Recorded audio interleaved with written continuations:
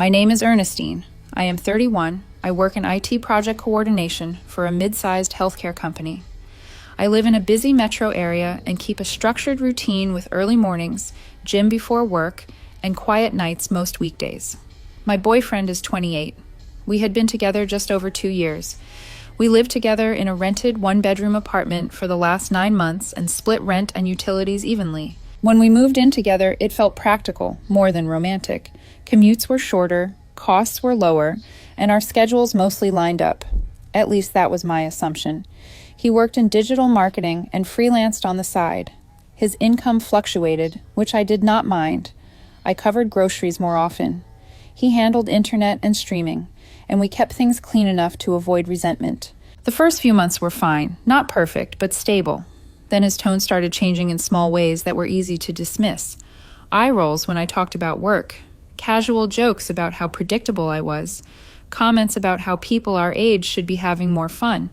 None of it crossed a clear line, but it added up. He started going out more without me. After work, drinks that turned into late nights.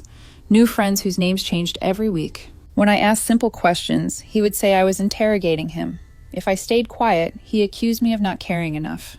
One night, after a minor argument about weekend plans, he leaned against the kitchen counter, smirked, and reminded me that he had options.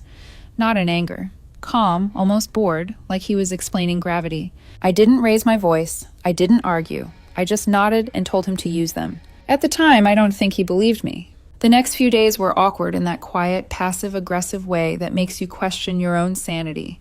He acted like nothing happened. Same routines, same apartment, same shared bed, but the temperature had changed. He was suddenly very aware of his phone, always angled away, always face down, always on silent. I didn't confront him, not because I was afraid to, but because I didn't see the point. When someone tells you they have options, they are already halfway out the door mentally. Arguing just gives them material. What had changed was my behavior. I stopped over-explaining myself, stopped adjusting my schedule around his, stopped checking in when he went out. I still did my share of chores, paid my half of the rent, cooked my meals. I just disengaged emotionally. He noticed within a week. He started fishing for reactions, loud sighs, comments about how distant I seemed. One night he asked if I was mad at him. I said, no, just busy. That bothered him more than anger would have. Then came the testing. He would casually mention women from work, women from the gym, a bartender who gave him free drinks. He framed it all as harmless stories, but he watched my face closely every time, waiting for jealousy, waiting for reassurance. I gave him none. The turning point came on a Friday night. We were getting ready to go to a friend's birthday thing. He was checking his outfit in the mirror and said almost offhand that one of his clients had asked him out for drinks sometime. Then he laughed and said he liked knowing he still had options. Same word again. Options. I looked up from tying my shoes and said calmly that if he felt the need to keep reminding me of that, maybe he should explore them. He stared at me like I'd broken the script. He asked if I was threatening to leave him. I told him no. I was just agreeing with his assessment of the situation. We went out that night, but something had shifted. He drank more than usual, talked louder, laughed harder, stayed glued to his phone, and that's when I noticed someone new sitting across the table, watching him a little too closely. I didn't know her name yet, but I knew exactly what she was. The woman across the table was new to the group, which he made a point of announcing. Her name was Marla, early 30s, sales, confident in that rehearsed way that comes from being good at first impressions and bad at boundaries.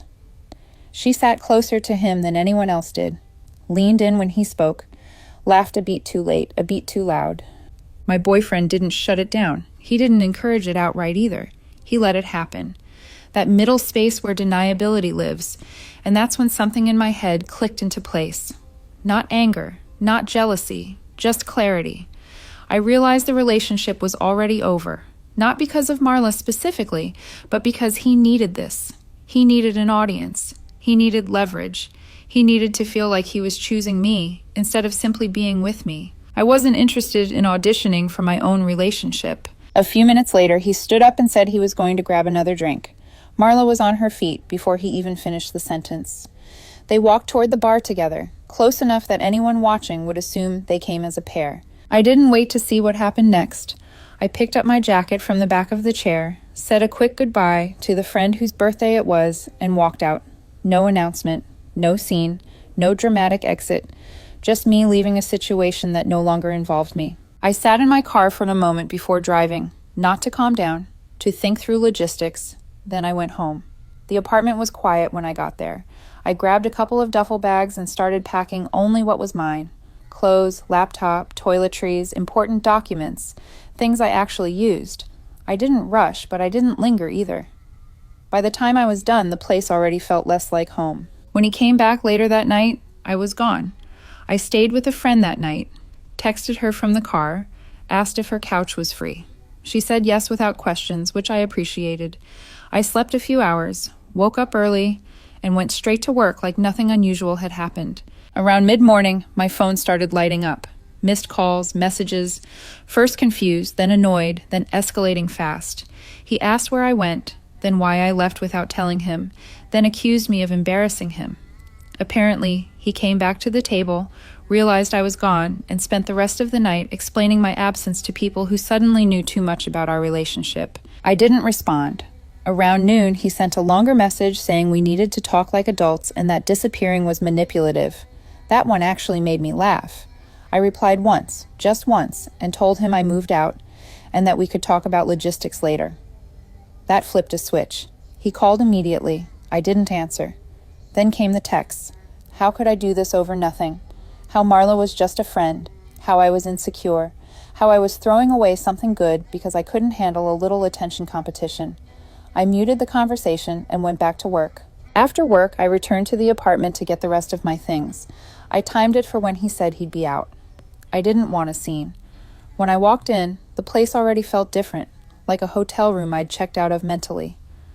I packed the last boxes, took photos of everything I left behind, and cleaned the areas I'd used. Practical habits die hard. I left my keys on the counter and took one last look around. That's when I noticed something else. My name had already been removed from his social media. Not blocked, just erased, like I'd been a placeholder he finally replaced with empty space. That should have hurt. Instead, it confirmed I'd read the situation correctly. As I was loading the last box into my car, he pulled into the parking lot. He got out fast, face tight, already mid-argument before he reached me. He asked if this was some kind of punishment, asked if I expected him to beg, asked if I really thought I could do better. I looked at him and told him I wasn't competing. I was opting out. He smirked again and said he had options. I told him I knew. Then I drove away. This is the part people usually don't believe, so I'll be very specific. His best friend's name was Adrian. He was 29. We'd known each other the entire relationship. He'd been around for dinners, birthdays, lazy Sundays. He was the calm counterweight to my boyfriend's chaos. Quiet, observant, the kind of person who listens instead of waiting to talk. I didn't pursue him. That part matters. About a week after I moved out, Adrian texted me. Nothing dramatic, just asked if I was okay. Said he'd heard things and wanted my side because the story he was getting didn't line up. We met for coffee in the middle of the day, neutral place, no drinks, no ambiguity. I told him exactly what happened, start to finish, without embellishing anything. I didn't trash my ex. I didn't need to. The facts spoke for themselves. Adrian filled in the rest without realizing it. Apparently, my ex had been venting to him for months, complaining that I was too stable, too predictable, not exciting enough. At the same time, he was panicking about losing me because I made his life feel secure. Adrian said it sounded like he wanted to keep me while auditioning replacements. That coffee ended without a hug, without flirting, without anything inappropriate. We paid separately and went back to our lives. But something shifted after that, not loudly, quietly. Adrian and I started talking more. Texts turned into phone calls. Phone calls turned into dinners. Still slow, still cautious. There was an unspoken understanding that this was delicate territory, and neither of us was interested in turning it into drama. Eventually, Adrian said something that stuck with me. He said he'd always felt like a background character in my boyfriend's life. Useful when needed, ignored otherwise. Watching me leave the way I did had forced him to reevaluate a lot of things. That sentence lingered with me longer than I expected because it echoed something I hadn't articulated yet. Leaving didn't just change my life. It disrupted a pattern other people had normalized around him. When we finally decided to try dating, we agreed on 2 rules: Total transparency and zero secrecy. If it felt wrong at any point, we would stop. It didn't feel wrong. It felt calm, easy. Like I didn't have to brace myself for the next test or provocation. No games, no reminders of options. No smirks meant to measure my reaction. The irony wasn't lost on me. My ex found out 3 weeks later. That's when things escalated. He didn't hear it from me. He heard it the way people like him always do. Sideways, through screenshots, through half sentences dropped into group chats, through that sudden shift where mutual friends start acting strange without explaining why. He texted me late one night asking if it was true.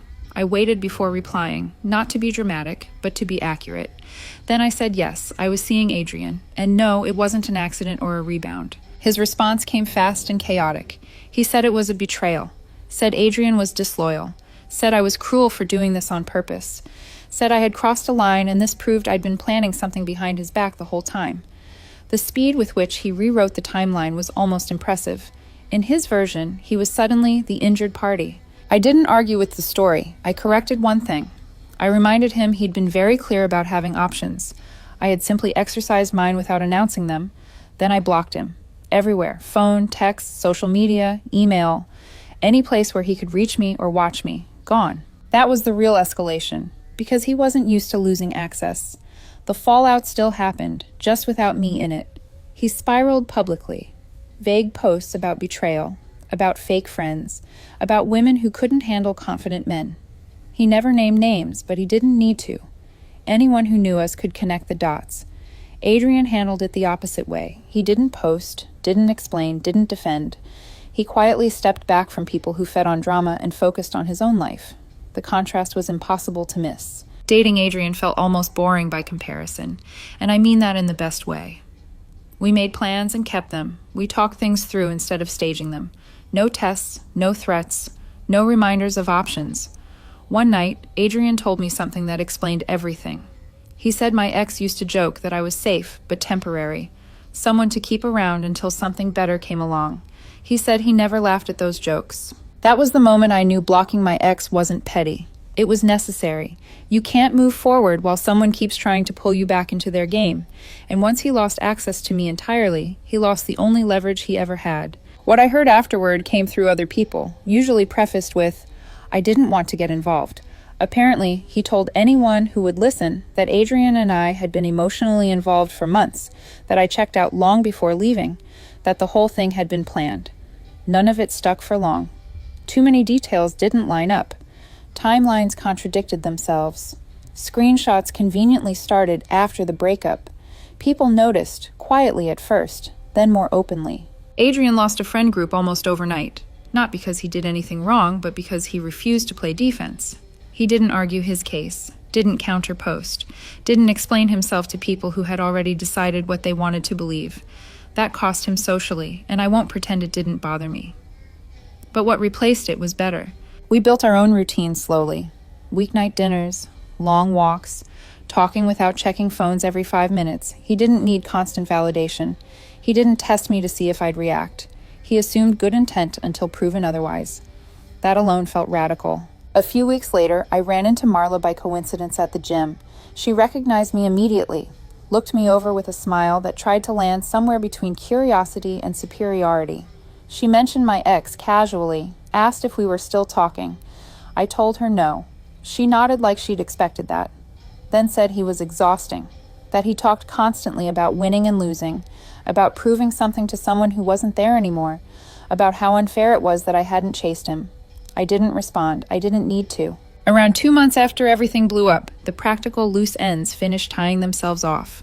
The lease renewal notice came through email. He renewed on his own. I transferred my utilities out cleanly. No disputes, no arguments, no dramatic final conversations. Just paperwork catching up to decisions already made. Adrian and I took our time defining what we were. Not because there was doubt, but because neither of us felt the need to rush into labels to prove anything. What surprised me most was how quiet my head became. I hadn't realized how much mental bandwidth my ex had been consuming until he was gone. The constant vigilance, watching tone, choosing words carefully, anticipating reactions, all of that disappeared. One night, Adrian said I seemed lighter, not happier in a dramatic way, just steadier, like someone who wasn't bracing for impact anymore. He was right. We ran into my ex once after that. Random grocery store, different aisles, same checkout line. He was with someone new, taller, louder, overly affectionate in a way that felt rehearsed. He saw us. His posture changed immediately. He didn't say anything. Neither did I. Adrian nodded politely. That was it. In the car afterward, Adrian asked if I was okay. I told him yes and meant it. There was no surge of emotion, no satisfaction, no bitterness, just confirmation. The last ripple came from a place I didn't expect. About 3 months in, my ex tried to re-enter my life indirectly. Mutual friends, old co-workers, even one of my cousins, always framed as concern, always disguised as closure. He wanted to talk just once. No drama, just adults. I declined every time without responding personally. I told people I was fine and didn't need mediation. Most respected that. A few pushed.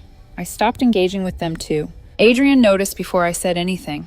He asked if my ex was still circling. I said yes, but it wasn't getting closer. He nodded and said something simple.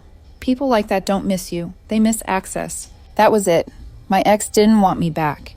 He wanted confirmation that he could still pull me back if he chose to, that I was still an option on his shelf, even if he wasn't using it. Not giving him that confirmation was apparently unbearable. Meanwhile, my life kept getting quieter and better. Work stabilized. I got promoted into a role with less chaos and more control. Adrian and I took a short trip together. Nothing flashy. A rented cabin. Bad weather. No cell service. It was perfect. One night by the fireplace, Adrian admitted something I hadn't known. He said watching me leave when I did snapped him out of years of normalizing chaos. That felt strange to hear. Not like pride. More like responsibility. A reminder that boundaries don't just protect you. They show other people what's possible. I'll end it cleanly, because that's how it actually ended. There was no final confrontation. No apology that changed anything. Life just kept moving in two different directions. When my ex smirked and said he had options, it wasn't a threat. It was information, and I treated it like information. I didn't compete. I didn't argue. I didn't try to reassert my value to someone already shopping for leverage. I used my option. And it turned out to be an upgrade.